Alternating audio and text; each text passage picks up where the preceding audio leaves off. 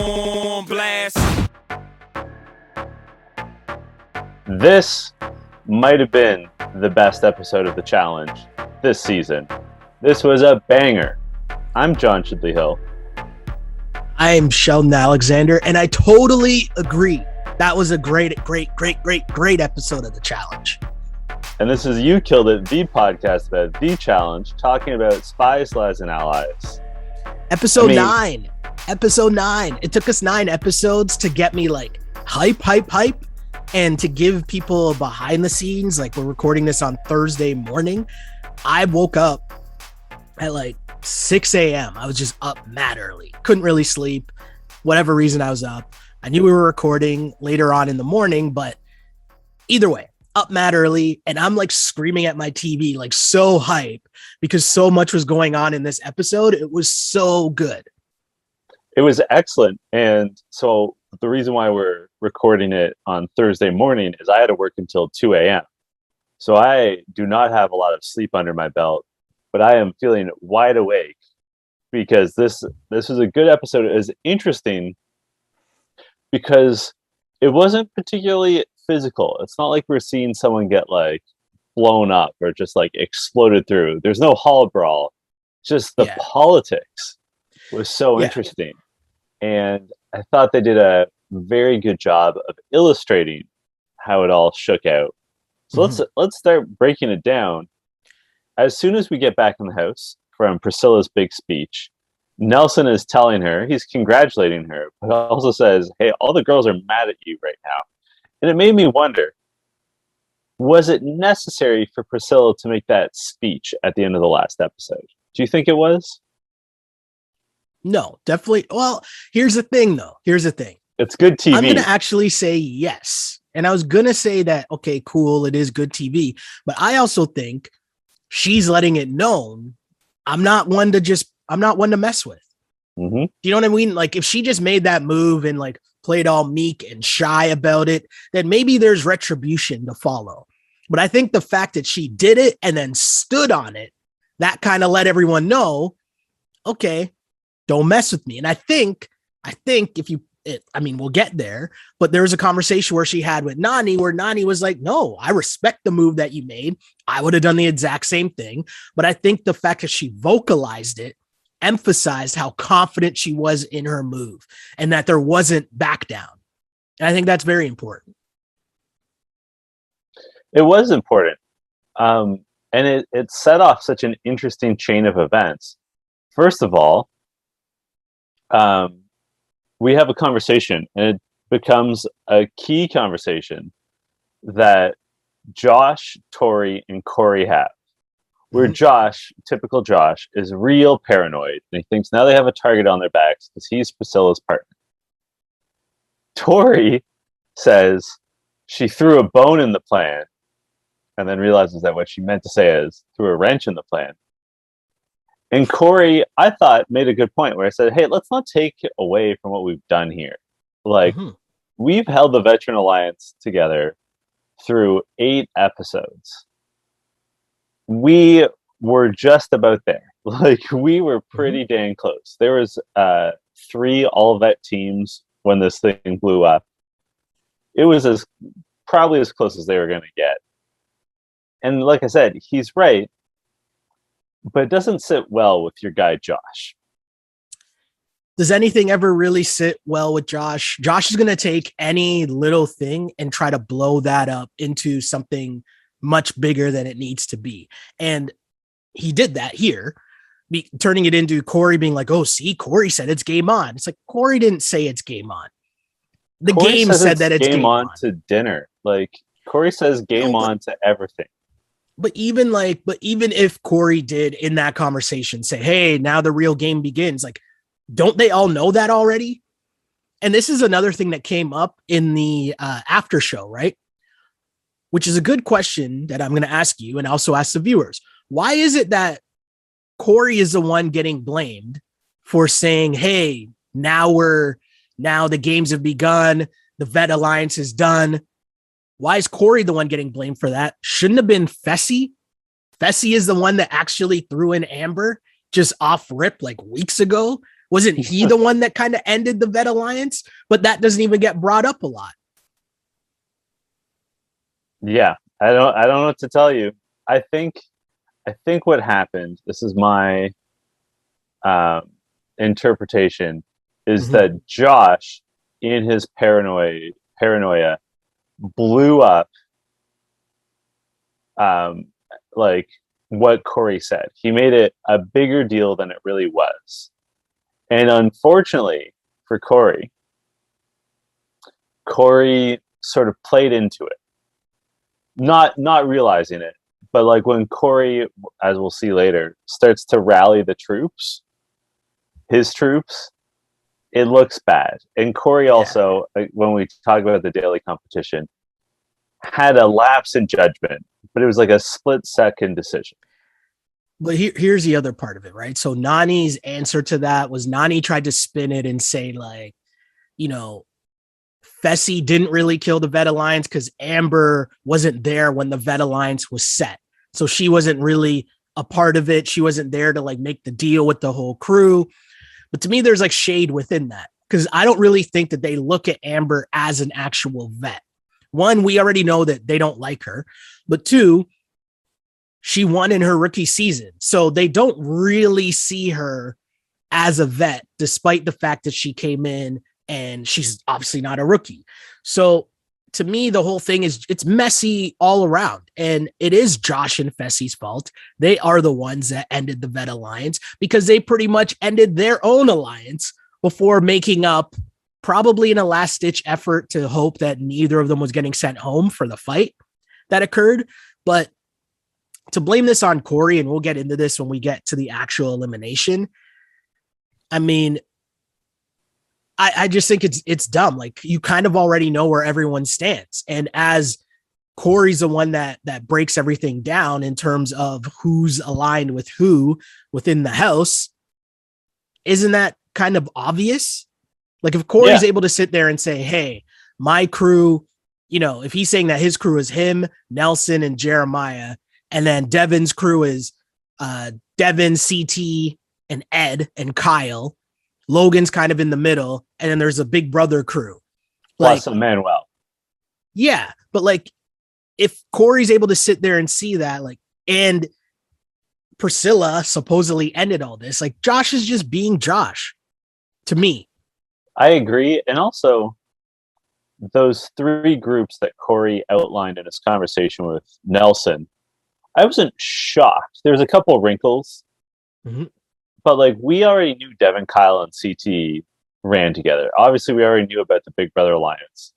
I was a little surprised to find that Devin, Kyle, and CT were so tight with Ed. I was a little surprised to find that Emmanuel was with the Big Brother Alliance, but it wasn't. I wasn't like blown away. I wasn't floored to be like, oh my God, Josh and Casey are working together. What? You know, like wasn't rocket science. Yeah, but this is my point, right? They make such a huge deal about Corey and Jeremiah. Meanwhile, Devin and them are with Ed. And we just said Emmanuel is with, right? So like they're all doing the exact same thing. They're just calling out Corey for doing the same thing that they're doing. That's the part that was weird to me, but also it's a challenge, right? People are going to do whatever they're going to do and justify it the way that they're going to justify it to themselves. So the Corey Devin conversation I thought was interesting. Yeah. Because Corey and Devin are sitting there and Devin says he wants a vet to win, but a vet that hasn't won before, which essentially means Ashley and Ed or CT. Essentially, right? Like those two teams, Ashley's team and CT's team. Which is funny. That's who he wants to go in.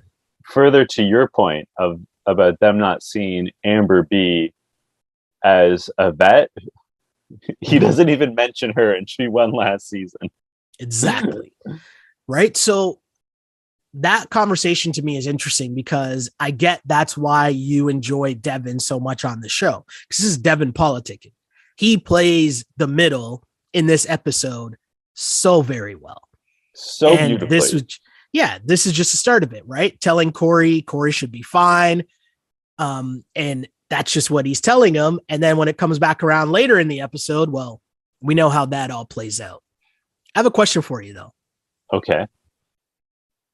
No, were you going to say something? Go ahead. Go ahead. I was just gonna say, I think to defend my guy Devin, longtime listeners know I am Devin's number one fan.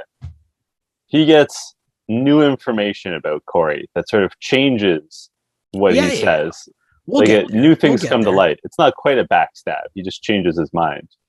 No, we'll get Bold, there. bold move to tell someone who's not in your alliance that you are willing to throw someone in your alliance under the bus when he's talking about CT.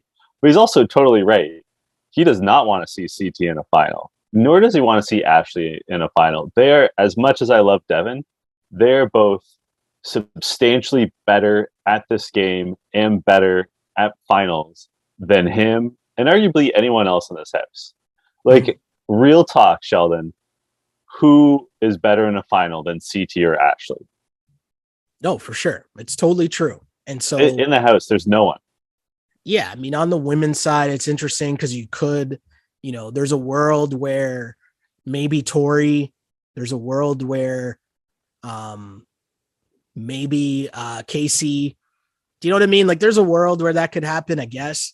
But they're both flawed, right? Like, both. I hear what you're saying about Tori and Casey, but as soon as either one of them comes up against a puzzle or some math, no, game totally. over, and Ashley is blowing past them. And the same with CT. Like, they're the most complete competitors in this game, in this season that's left. And so Devin's totally right to be like, ooh, we need to get rid of those two. Like, we need to open this up. No, totally. I totally get that. My question that I was going to ask you before, though, was Logan. Because Logan and Big T are talking about how they wanted to kind of pin Nelson and Corey against each other. And Big T, who's partnered with Nelson, was okay with this. What were your thoughts on this little, we know they got their little budding showmance going on, but what about their strategy here? Do you fall in line with this? Do you like it? Yeah, I think that you always have to be whenever you can, you have to be putting friends in against each other. You have to be putting couples in against each other. You have to put obvious alliances in together. Because no matter what, it's a win-win position. If you get rid of Nelson and Corey, you're cutting that alliance in half. You put in Ashley and Amanda against each other, you're cutting that alliance in half. Right? Things play out a little bit differently where a couple gets put in this episode, but you got to get rid of the obvious alliances, right? Like, especially if you are like Logan and Big T, where you don't have like a rock solid alliance, where you're not the most dominant players, you really need to be trying to create chaos, because then maybe you get some lucky bounces and things go your way. It's not unlike what Devin's talking about, right? Yeah. Get rid of the obvious ones, create some chaos, and then hope for the best. No, for sure. I get that. My whole thing with Big T and Logan here, but more so with Big T, because Logan's new to the game, right? Big T is supposed to be a vet. Notice how there's no talk about Big T being a vet. And you know why? Because she plays a messy game just like this.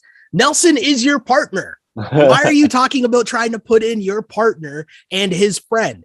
Shouldn't you be looking at those people as being an alliance with you and Logan and bringing in Logan? Because again, Logan's in the middle. They went through the whole list. Where does Logan lie? We don't really know. That's an excellent point.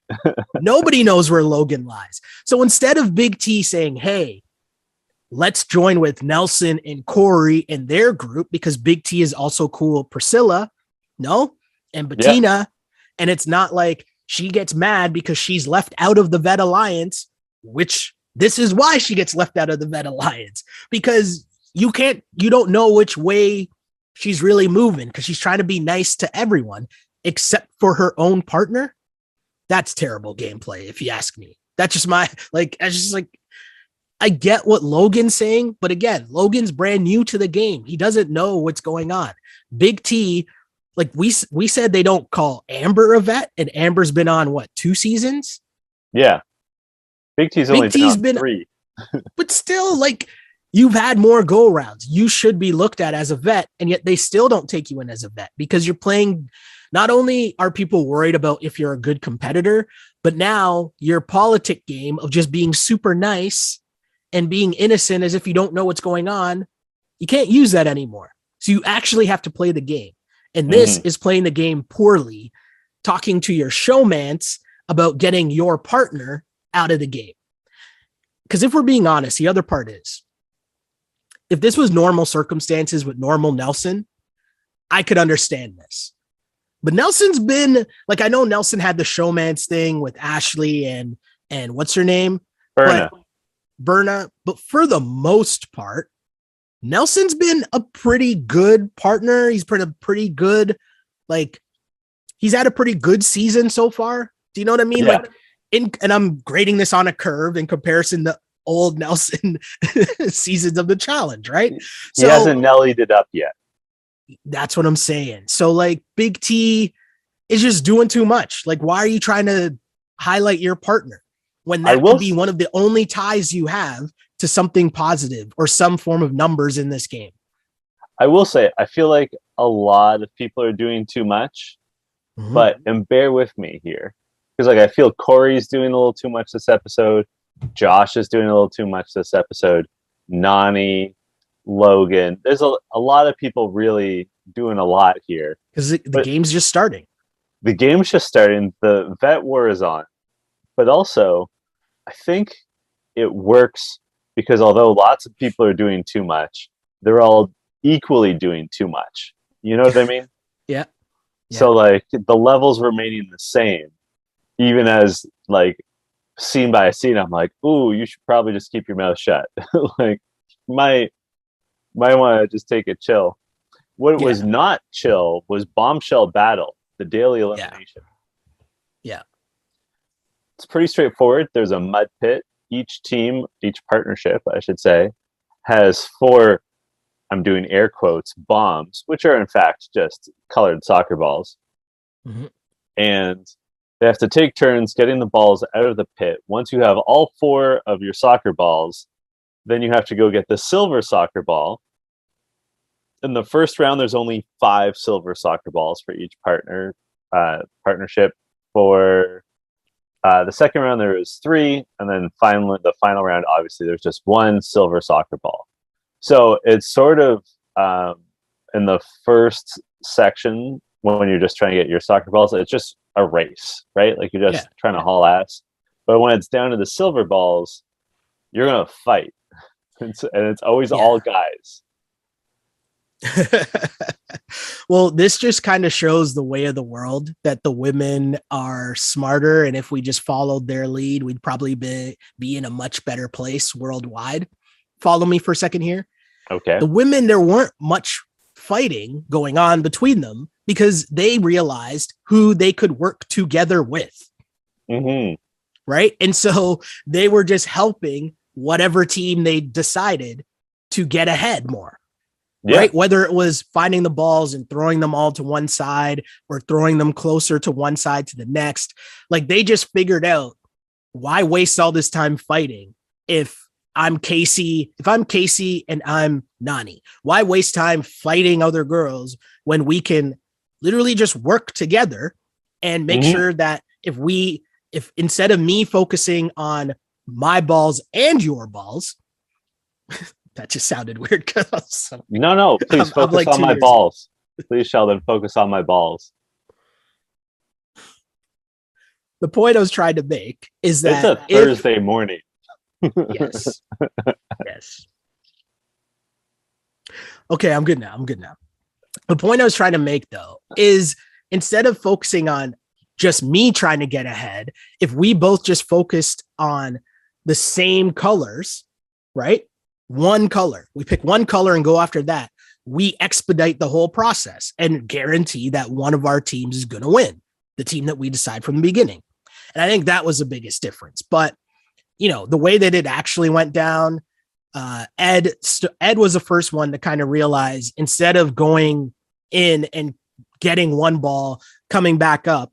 The smarter move would be to go into the pit, toss the rest of your color closer to where your edge of the pit is. This makes total sense. But Ed seemed to be the first one to realize that. Him and Ashley were doing a really good job. They were the ones to kind of really smoke it going through. What else kind of stood out to you other than the obvious, or should we just jump right to because when was the Corey and Josh stuff? That was round 1, right? Yeah. So round 1, there's 5 guys left, 1 ball, and there's some heavy hitters.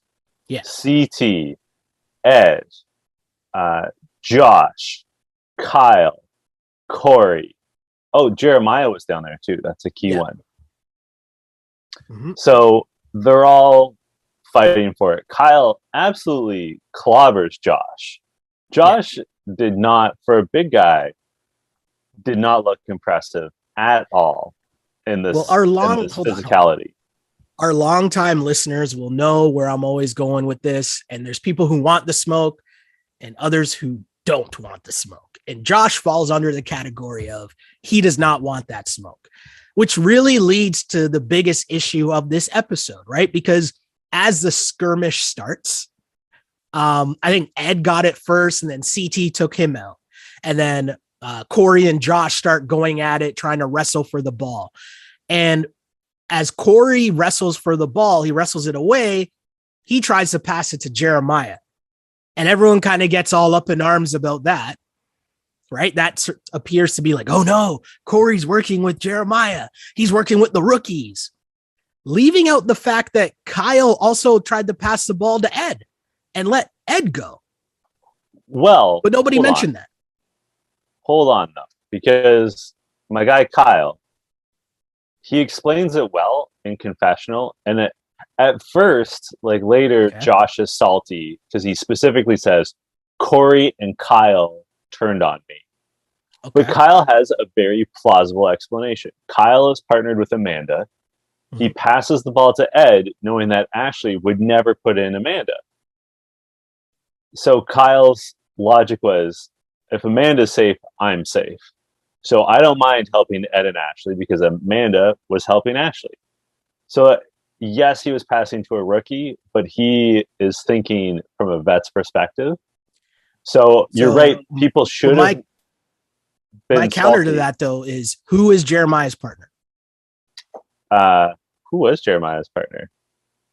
Jeremiah. Okay, so here's the thing we got to remember, right? The way that the partners just broke down. Jeremiah's partnered with Tori. Right.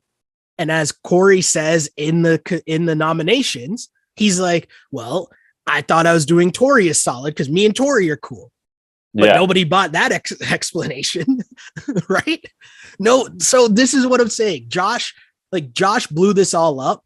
And I'm hard on the fact that I think Josh is doing the normal stuff that he always does, right? Yeah. But I'm riding with Corey here throughout this whole beef because Josh is so salty. And the reason why Josh is salty, when you break it down, he's scared.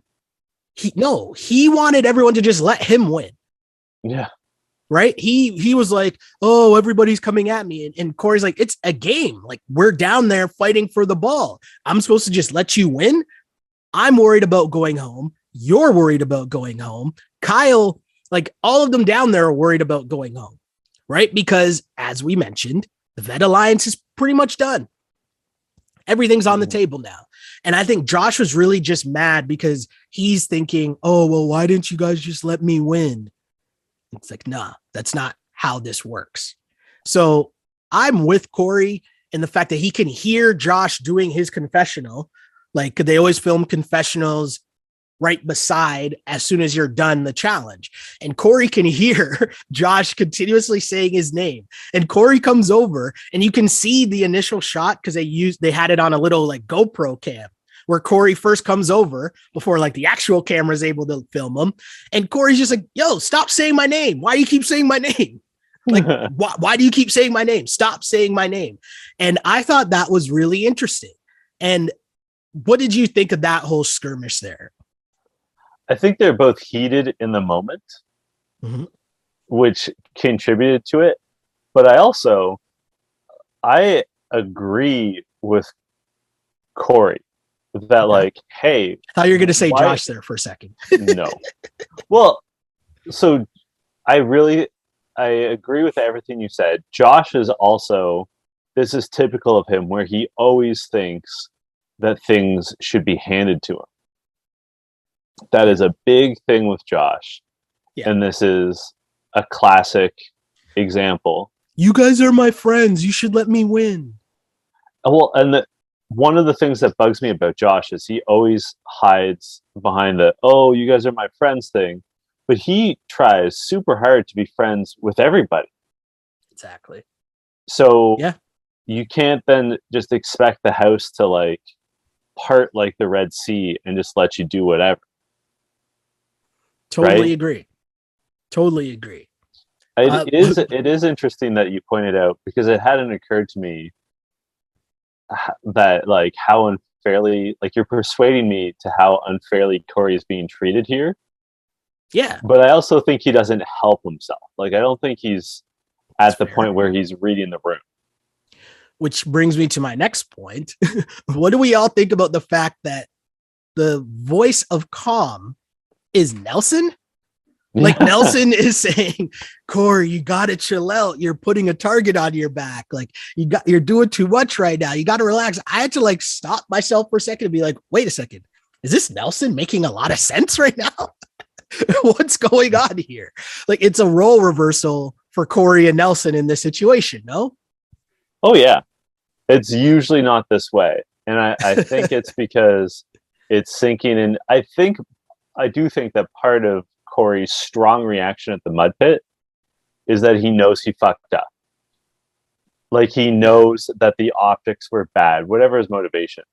He knows the optics were bad of passing to Jeremiah. Yeah. Yeah. And also because it didn't work. Yeah. Right? That part's pretty funny, right? Whereas I think that part's a huge part. The other thing, though, that's notable is, like, Corey, to this point, I believe, has been trying to keep his alliance with rookies like Jeremiah and Pricilla. I mean, Bettina's his partner, so it's obvious. He's been trying to keep it low key.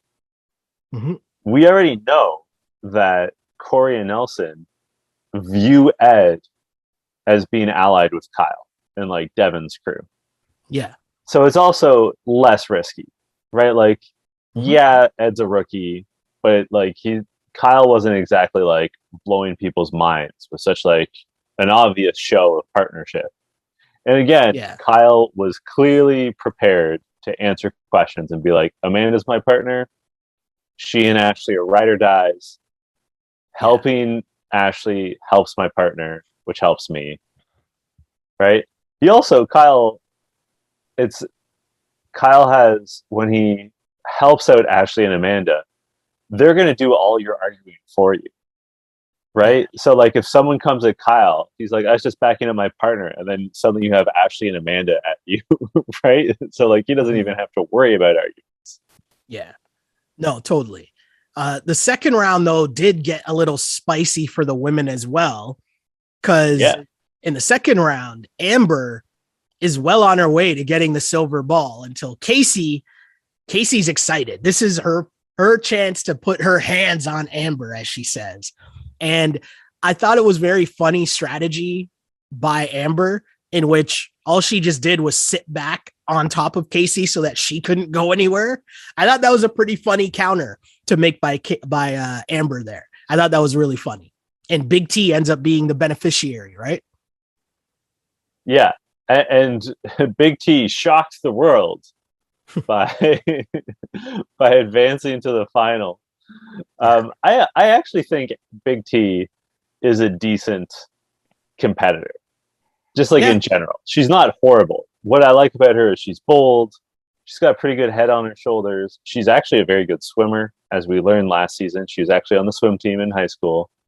Mm-hmm. So, and Nelson, her partner, is a good athlete, even though she wants to vote him in. So then we get to the final round. Yep.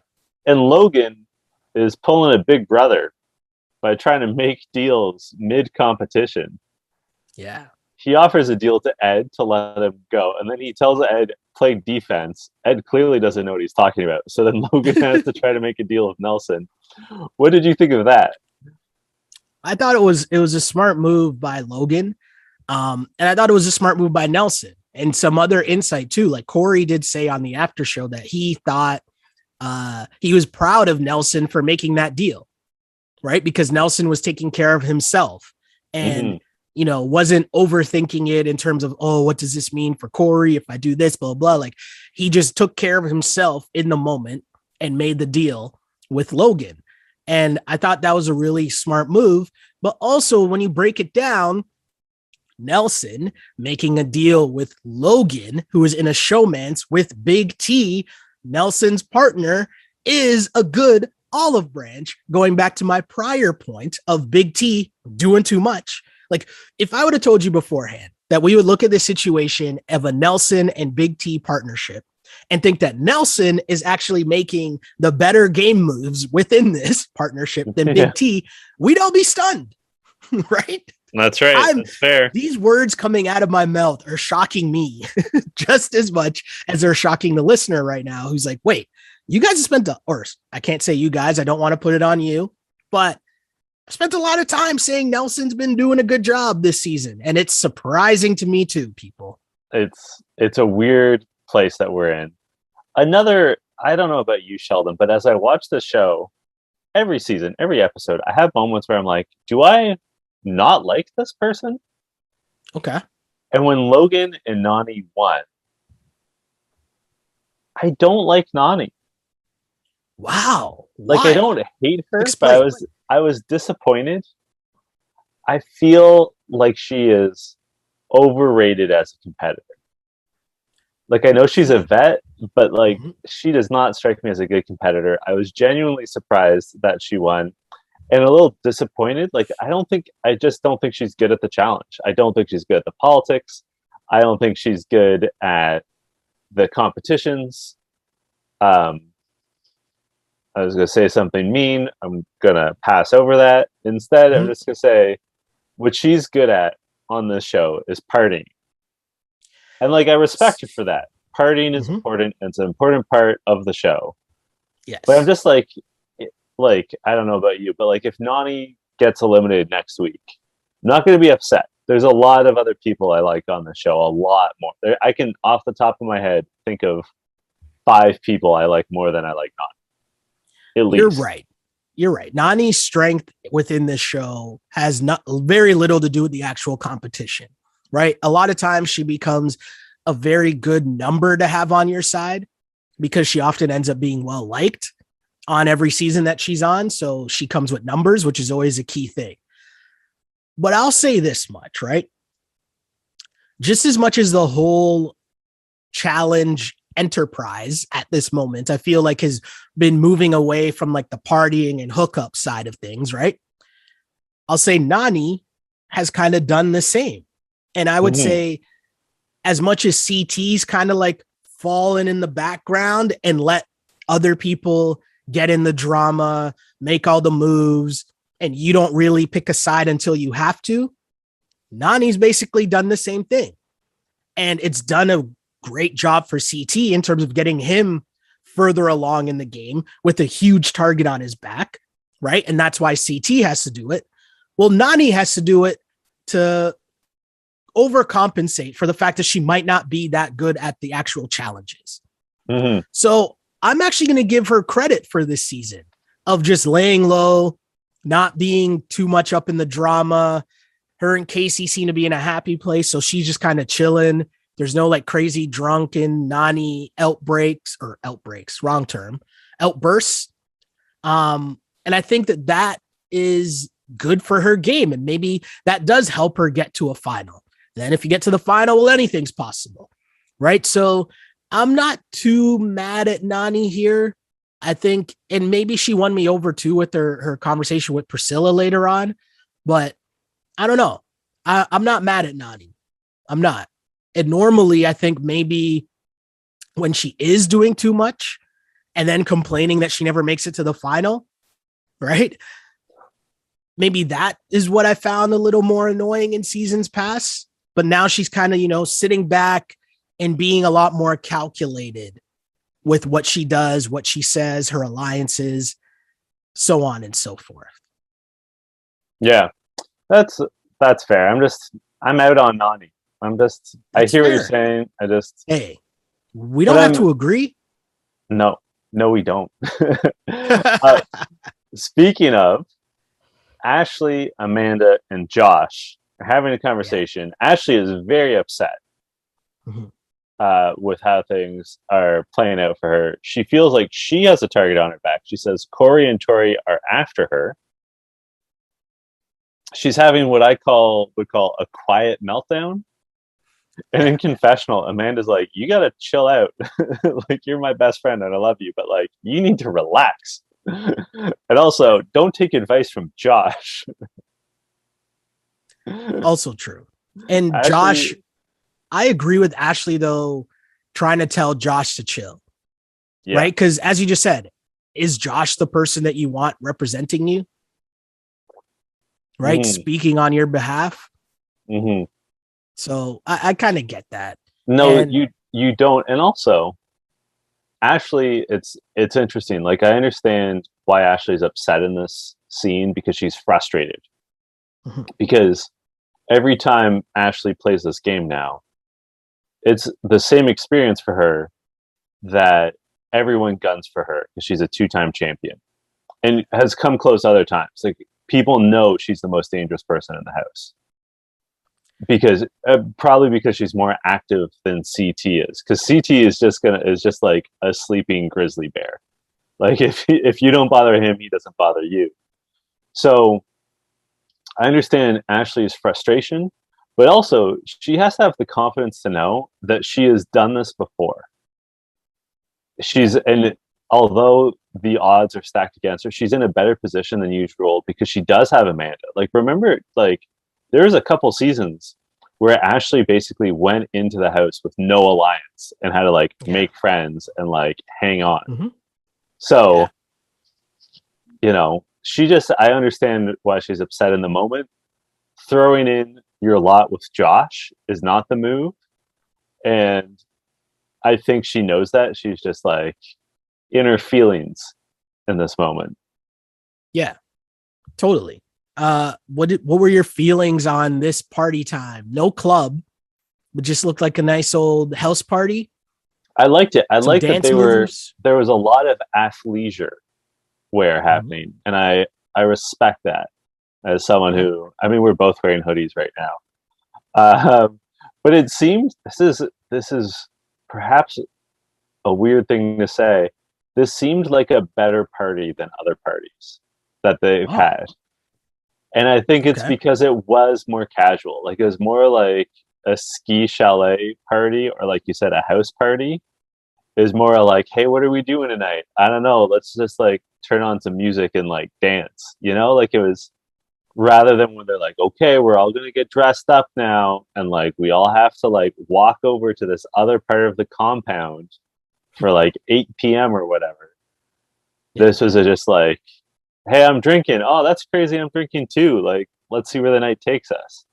The best nights usually are not the planned nights. You know this, Sheldon. It's true. This is true.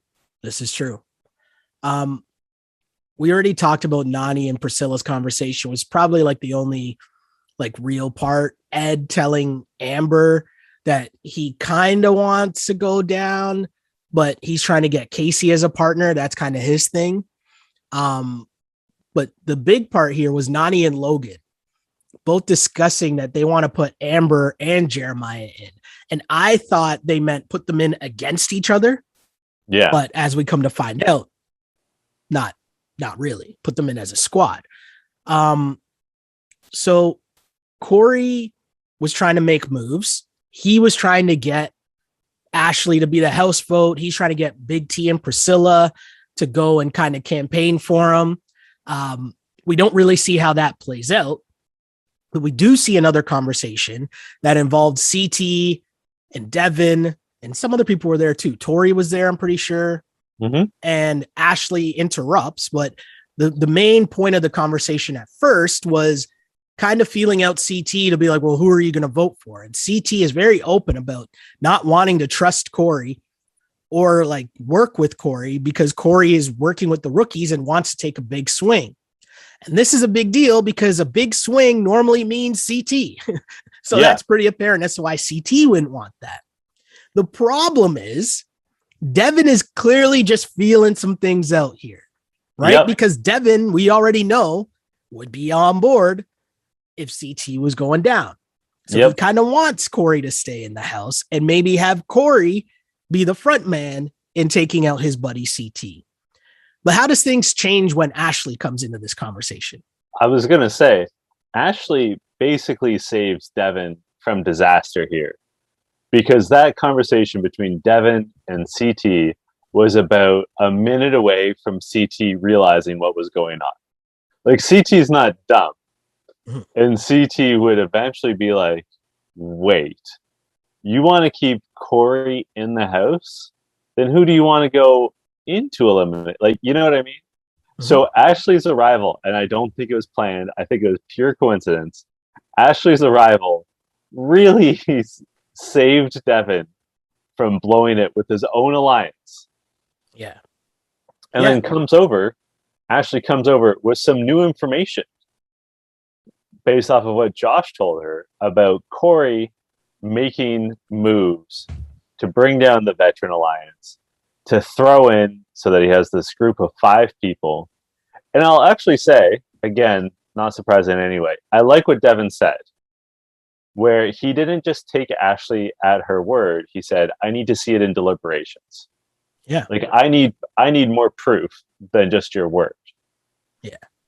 And the deliberation, smart, and it also set up for a great deliberation, which essentially just turned into Ashley versus Corey, right?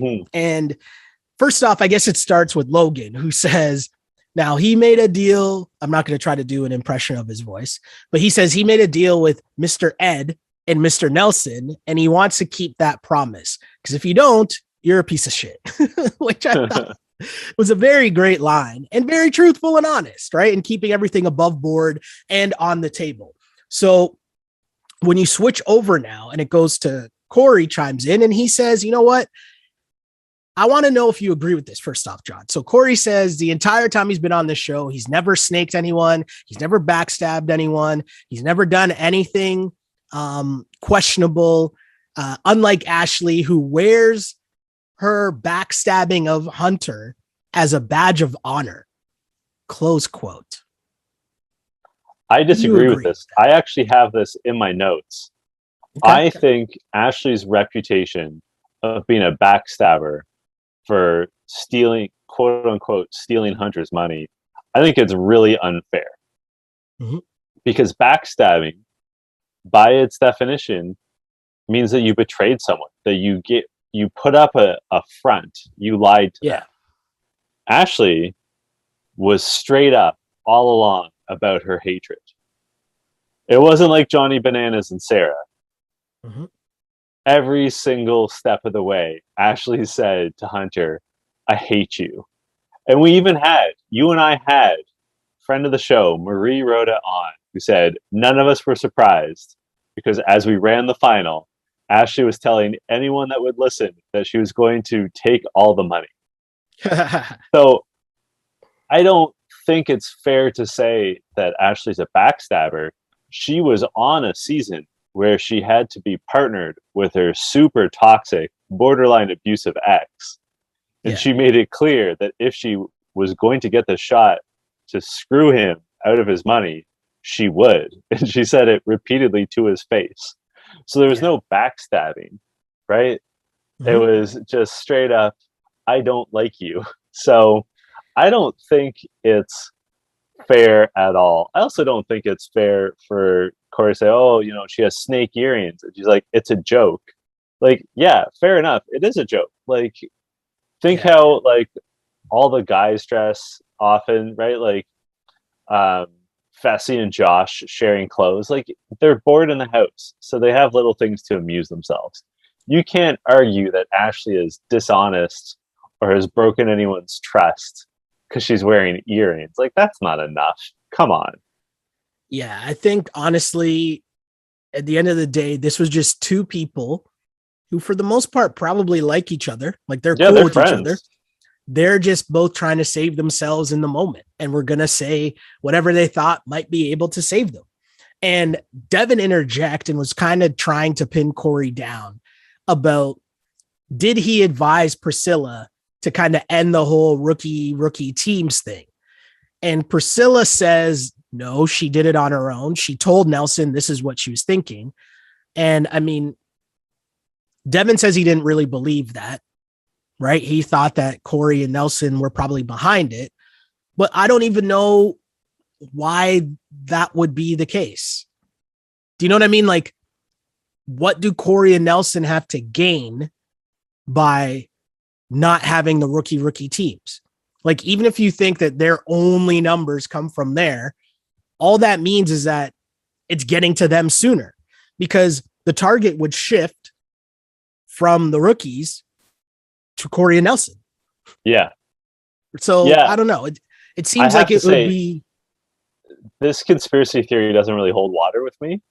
Mm-hmm. Also, I mean, we have the advantage as viewers that we actually get to see behind the scenes stuff. Yeah. We saw nothing about Corey and Pricilla planning this together at no point. And I think you're making a salient point that it wouldn't really benefit them. And also, Corey and Nelson worked real hard to not have Fessy blow things up. It didn't work, but they tried. Right? I mean, Corey did instigate the fight, but still, but they took it the extra mile. Different. I got you. Yeah, they took it the extra mile. I got you. Personally, I think at that point, with Corey and Ashley both arguing like that, if I was in the house, I probably just would have been trying to put them in against each other at that point. You know what? This is how we're going to settle it. Both of you guys are going in. That would have been funny. But as we realize, Corey and Bettina are going in. And this next scene I thought was interesting, right? Because you have Devin, Nelson, Kyle, Corey comes in. Sorry, and before we get to that, I want to pause you because we have a listener question. Okay. Mona writes, she sent this in the middle of the episode. And that context is important. I'm in the middle of the new episode of the challenge, and she wants to know why do we think that the guys are trying to get the strong girls, like Ashley, out, and the girls are trying to get the strong guys out, when you should be trying to keep the strongest players of the opposite genders so you can run the final with them. So Mona doesn't give this example, but an easy example is, if you're a woman, you should want CT in the final because you can run the final with CT. And that is, just ask Amber B how effective that is, right? Yeah. Similarly, if you're Devin, you should want to run a final with Ashley because you might get to partner with her on a puzzle or whatever, and she could carry you through that. So Mona wants to know, what do the boys gain from trying to get out Ashley, who's a proven force in the final? It makes no sense to Mona. What do you think? I don't think it's about Ashley's performance in the final. I think it's just they don't trust Ashley. Like, you don't trust having her as a partner. I think that's what it comes down to. Also, too, like, and the reason you don't trust her isn't because of the snake stuff that people talk about. I just think that it's more about, you don't want to be partnered with someone who can blow up at any moment in the house and put a target on your team's back. I think that's the reason why you wouldn't want to partner with Ashley. But let's flip it around. Why would any woman want to vote out CT? Because CT is not the explosive guy he once was. CT is pretty content to, like, go to bed at 10 p.m. I don't think we've seen that, though. I think we've seen the opposite. We've seen Bettina say that she wanted to be partnered with CT. Emmy obviously wanted to be partnered with CT. Berna obviously wanted to be partnered with CT. I don't think we've seen that. I don't think the women want to get CT out. Mm-hmm. That's interesting. It's a fair point. I like your thinking, Shelly. But let's talk about this scene, because it's an interesting scene. Yeah. with Well, Devin and Nelson and Corey and Kyle. And I feel like there was someone else there, but those are the four important players. Josh. Josh was there, of course. Josh always is there. Yeah. I mean, they're sitting around and they're talking, and I think Corey said, oh no, Devin says, oh, I don't trust Ashley, which is very interesting because Devin voted for Corey. Right. So like it is another interesting subplot of Devin playing both sides very well. But that's how the conversation starts. And then Kyle jumps in and says, oh, I don't trust her either. And Corey, this is why I'm still riding and repping Corey. Corey instantly laughs at what Kyle says. And Kyle's like, what's so funny? And Corey's like, well, if you don't trust her, then why didn't you vote for her? And Kyle says, what are you talking about? I didn't vote for her. Like I didn't vote for you. I voted for Ashley. And obviously no one believes that. And neither does Corey, more importantly. He's like, come on, man. Like, I don't know what you're trying to do here, but you're not going to lie to me to my face. There's no point in doing that. And then Kyle jumps to his initial trigger where he tries to turn it to escalate it, right? And pretend like you want to fight. And again, Corey handling this perfectly. Like, what are you talking about right now? I'm not going to hit you. I'm smarter than that. Like, I'm not going to try to fight you if that's what you're trying to do right now. I'm smarter than that, which I very much appreciate. And the part that I don't get that annoys me the most about Kyle is that we all know that he's lying, right? And of course, we know in the after show, the votes get made public. So we know that Kyle and Devin did, in fact, vote to put Corey in. Right? Like we know that. So Kyle in his confessional is like, oh, everybody in this game is running around being a snake and lying. But the only difference is they all lie and I just admit it.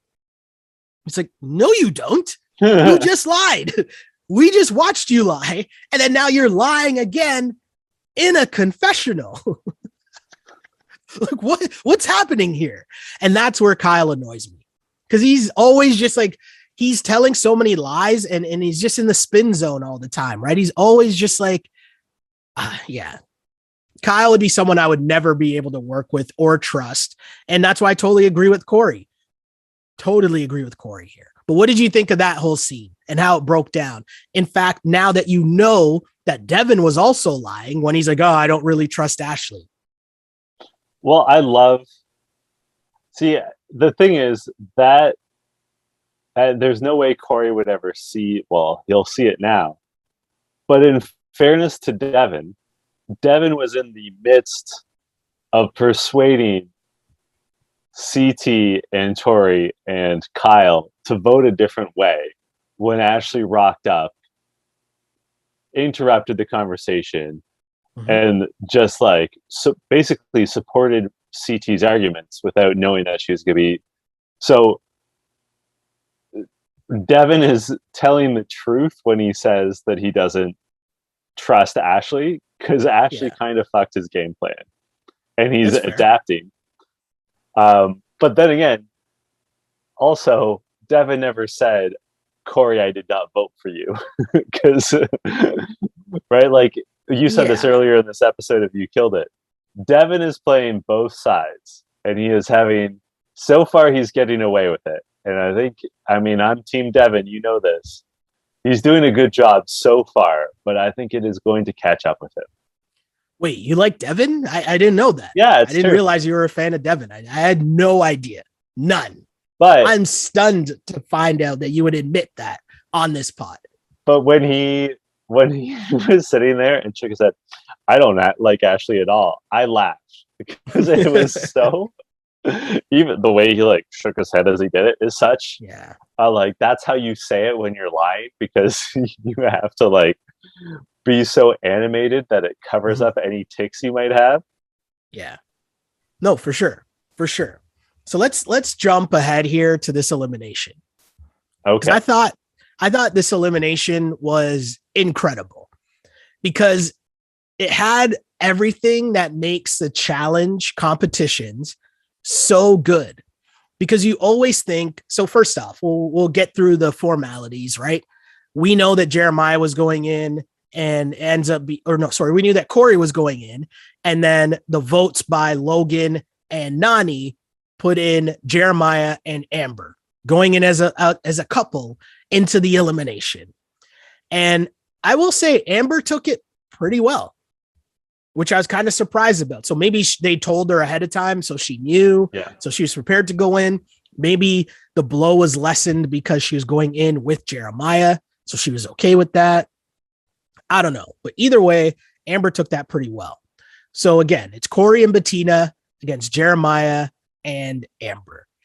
And this elimination, why I thought it was so cool was because it combines all these different things as to what makes this show so good. It's not just about your strength and power. There's also a huge endurance factor. There's also teamwork. So it's also physical and then mental just as much, because there's a puzzle at the end. What was the strategy that you were going to use? How are you going to communicate with your partner? And this was hard because you're on this. So basically what you had to do, you climb up and you had to grab puzzle pieces and carry them across the platform with your partner. And however you're going to figure out how to get those pieces from one end to the next with your partner is however you're going to figure that out. And the other part that was messed up, which I think they should have shown like a better close up of it, was what the actual platform looked like. Mm-hmm. Because when I was like, oh, wait, this isn't straight. Like, I thought that it was straight rocking at first. I was like you. Yeah. And so when I got that it was rocking and that would make it difficult, but the fact that it wasn't flat on top and it was pointed and angled on either side, at that point, I was like, this is incredibly hard. Like, I couldn't even figure out how I would start to attempt to try this. And they both fell over and over and over again. And that would be so tough and so draining. And I'll be honest about another thing here. I'd be so annoyed by all the people on the sidelines yelling whatever the hell they're yelling, because it's like, shut up. You guys are standing here watching us do this. Do you know how hard this is? Like, I don't know who would be good at this, because it's all about, there's so many different things. There's weight distribution. Are you heavier than your partner? Are you taller than your partner? All of those things matter and come into play here, right? Yeah. I laughed so hard because at one point Josh shouts, "This is what you trained for," as if there was any way to train for this. This looked so hard. And I still follow Corey L on Twitter. Okay. And he was tweeting like, this looks impossible. And I agree with him. Like, so hard. It occurred to me, I guess, as against the rules, but I'm like, why wouldn't you just have one person walk backwards and one person walk forwards on the balance beam? But I guess you had to be on either side. I think that was stipulated. Was it? I don't even. It must have been. So one thing, I don't know if we've ever talked about this. I saw it years ago. I saw an interview with TJ, and apparently they have to cut out a lot of explanation for when he explains the rules of a game, because they ask apparently a million questions. Like, all the competitors will be like, can we do this? Can we do that? Can we do that? And they're like, are always trying to find loopholes. Of course. So apparently after he like breaks down either the daily or the elimination competition, there's always a million questions where they're like, well, can't we just carry it across one at a time, or like whatever? Yeah. So they probably stipulated you have to be like on different sides of the balance beam. Yeah. I was impressed with the athleticism of Jeremiah and Amber, who sort of figured out, but like, she was super low and basically walking in like a crab walk across. Mm-hmm. And Devin, my guy, said, this isn't sustainable. This is going to be too hard on Jeremiah's lower back. And I think it was going to be too hard on Amber's like hamstrings. That's right? What I was going to say. That would be murder on your hamstrings. So Amber and Jeremiah jumped out to an early lead. Mm-hmm. And I was like, okay, let's say they win. Is Amber going to be able to walk tomorrow? Like, if they have to do a daily competition tomorrow, she's going to be sore as hell. Like, that would be impossible. Yeah. But then something came out that maybe they told us this before, but I didn't appreciate. Bettina is a dancer. Yeah. So she knows footwork. Mm-hmm. And she suggests to Corey that they hold each other close rather than far, like what Amber and Jeremiah were doing. And Corey and Bettina just start flying across, right? And it's more about communication than just like pure strength, which I think is something we often see on the challenge, is that the competitors think, oh, you just got to muscle your way through this. Like, you just got to power through, and that's how you get it done. And then Bettina solves the puzzle herself, basically. I'm not going to lie, Sheldon. I didn't think it was that hard a puzzle, but. No, but there's a couple things here, right? Like, one, the strategy of it all, because as you mentioned, the weight distribution is going to be the biggest part of the whole thing, right? And the way that both teams started, and in fairness, Corey and Bettina just kind of copied what Amber and Jeremiah were doing. The weight distribution, so much more stress is being put on the guy because he's holding up all the weight. Yeah. And so, Amber is making it more difficult for herself to walk. So it's like a different part of her body, a different part of stress. Now, the funny thing about that is it was Corey's idea to, hey, see what they're doing? Let's try that. Mm-hmm. And it was funny because when they end up solving the puzzle, he's like, you know what? I kind of know my role. I sit back and I stay. I know my lane. I play my position. I take a step back. And maybe if he did that in the beginning, but I don't know also if Bettina came up with that in the beginning or if she just figured that out after how many different tries.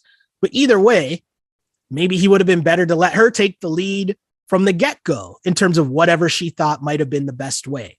Because the way that they did it, by bringing them both closer, the weight is more evenly distributed. Even if Corey is heavier than her, the fact that they're closer, you're moving the weight distribution more to the center of the beam, as opposed to it rocking one way or the next, right? It's a different fulcrum. Sure. What?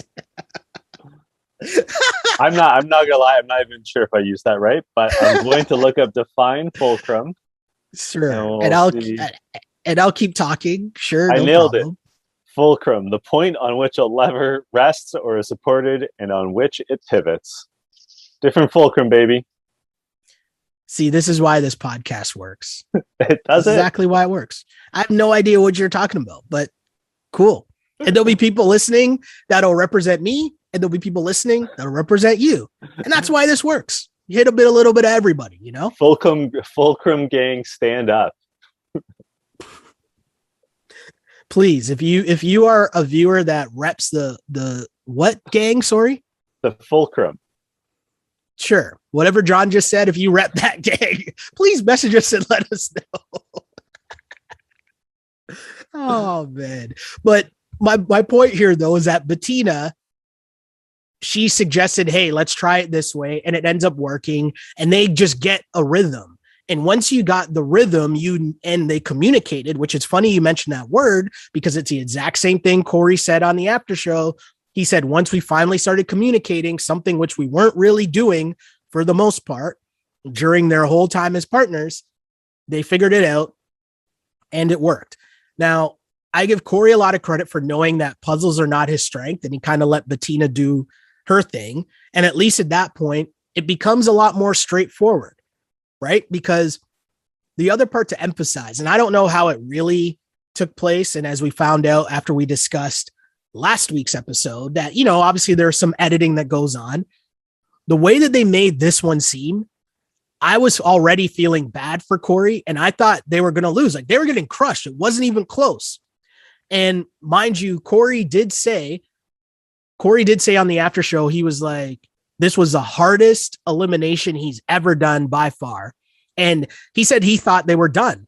And he even was starting to prepare his farewell speech. Like, that's how much he thought he was done. Wow. But he was still just going through the motions because he didn't want to quit.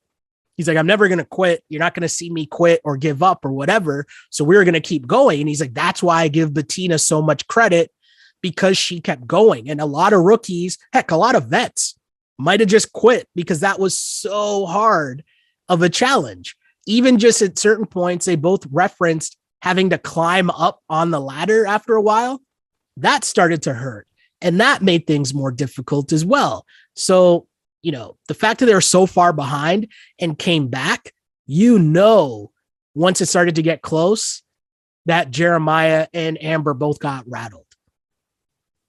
So credit to Corey and Bettina for figuring that out. They pulled off a massive comeback and they ended up winning. And Corey, they ended up winning, and I'm stunned. It was the first time that I'll admit that I was actually surprised in how this played out. Because midway through, I thought they were going to do the normal thing where it's like, oh, hey, we're going to make it seem like this was close. And here comes Corey's team. They're making the comeback. But then they lose and still fall short. That's what I thought was going to happen. So I was stunned when they actually came back and won. That's what made this episode great, is that there was both in deliberations, and like that was the most exciting deliberation we've seen in some time. Mm-hmm. It was a close vote. Like Corey and Bettina got voted in, but Ashley and Ed got some votes as well. Like it was not a clean sweep, which is what we've basically seen throughout this season. It was pretty close.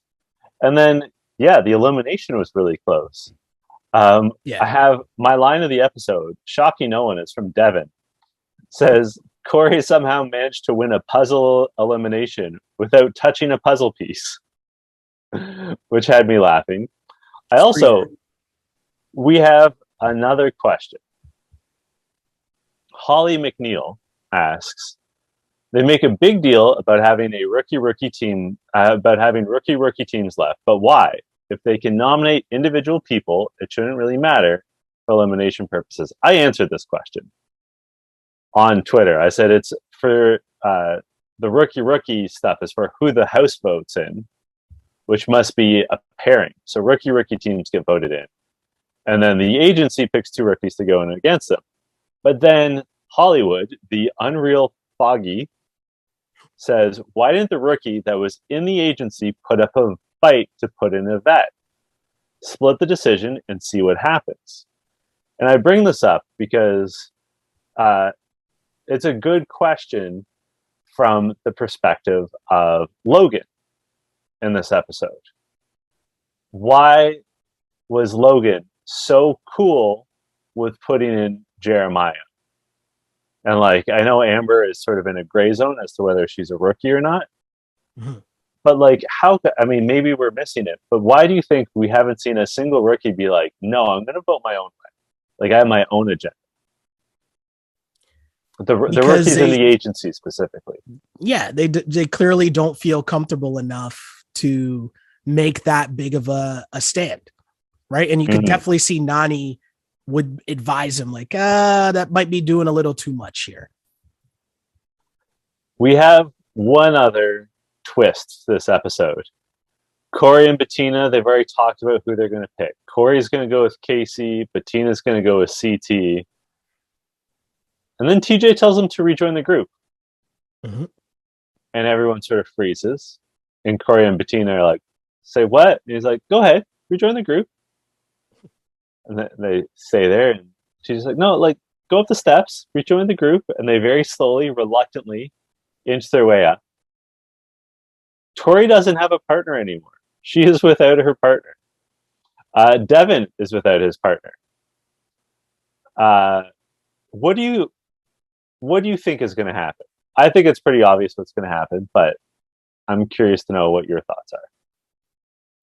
I have no idea. I think they'll just stay with partners for a little bit longer. I don't know. I think it's going to become an individual game starting next episode. Yeah. Could definitely see that for sure. Where all the partners definitely see that. And in which case, it's interesting because that'll change deliberations. Because as I just finished saying, the house vote is for pairs. Yeah. So I guess then you vote in a man and a woman? I'm not sure. What was your line of the episode? So my line of the episode isn't from the actual episode. It's from Twitter. It's from Ashley responding to something from the episode. So Ashley says, and this is from her Twitter. And first off, if you watch this show and you don't follow Ashley and Amanda on Twitter, they're so good. It's just hilarious. It's great stuff. So Ashley says, so a few things. One, Amanda would never let me give her money, even if I tried. This obviously is in reference to Nelson.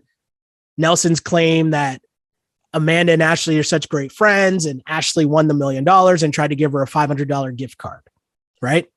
So 2, Ashley says, I never gave her a gift card. 3, she did it for me and Hunter. 4, she didn't choose that I didn't split the money with Hunter. 4, Zach would steal it anyways. So she also goes on to say, I did give a bunch of gifts for Amanda's kid for a few different ages. If Amanda needed anything, a vote, money to bury a body, she already knows I'm always here. And then Amanda says, Nelson is so dumb for making up that $500 gift card shit. I can't even. Stop trying to save your best friend. He's going in. Bye. They are great follows on Twitter. They addressed it on the after show as well. And Amanda kind of said, she backed up exactly what Ashley said, but kind of just went into the whole fact that, that's not really a thing. There was no gift card. Who knows where that even came from? It's such a dumb rumor. And she's just like, yeah, that's her best friend. She also went into like the Fessy stuff where they posted the picture of her and Fessy on vacation. And she kind of talked about what we talked about a couple of weeks ago about her and Fessy being a thing, and how I think her quote was, oh, Fessy dumped Michelle because he wanted to get with a real one. Close quote. Like, Amanda's the best. Amanda is the best. But yeah, that's my line of the episode. This is a tough one this week. But who killed it for you, Sheldon? See, I'm going to flip it here. I actually think who killed it's Bettina. And the reason I think Bettina killed it was because 2 things. 1, when Corey was clearly freaking out that he got thrown in, that conversation that she had with him, I think, was very calming, where she was just like, it's okay. Once we win, we're going to go in. And then once we come back, I think it's better. Like, it's showing smart gameplay. I think it's better if we separate, because clearly there's going to be there's a target on our back because I'm a rookie and because you're clearly at the bottom of the vet list or whatever, but it's probably better if we split up, which is smart thinking ahead, and also changing Corey's focus from being mad about being voted in to now thinking about the future and how this could actually be a positive thing. And I think that was a really smart thing for Bettina to do. And then number 2, obviously what happens in the elimination, they won because of her. She's the one that solved the puzzle. She's the one that came up with the fact that they should switch their strategy. They don't win without her. So my initial thought was Corey. And then I'm like, no. They don't even win if it's not for Bettina, and on multiple levels. And then I also add in a little extra spice just for the fact that I think it was a good moment for her to kind of surprise us, right? Show a little bit more of her personality, show a little bit more of what she's capable of. And I think that was a good thing. So all in all, I'm giving it to Bettina. You killed it in this episode. I'm also going to go off the board. I'm going with the viewers. And this is on 2 points. First of all, that really was the best episode of the season. That was fantastic television. It's exactly why we love the show. And also, I'm going with you, the viewer, you, the listener, because we got rid of Jeremiah and Amber B. Jeremiah contributed nothing to this season as a viewer. He just, I don't know, mumbled through the occasional confessional. There was entire episodes where we did not see Jeremiah. Yeah.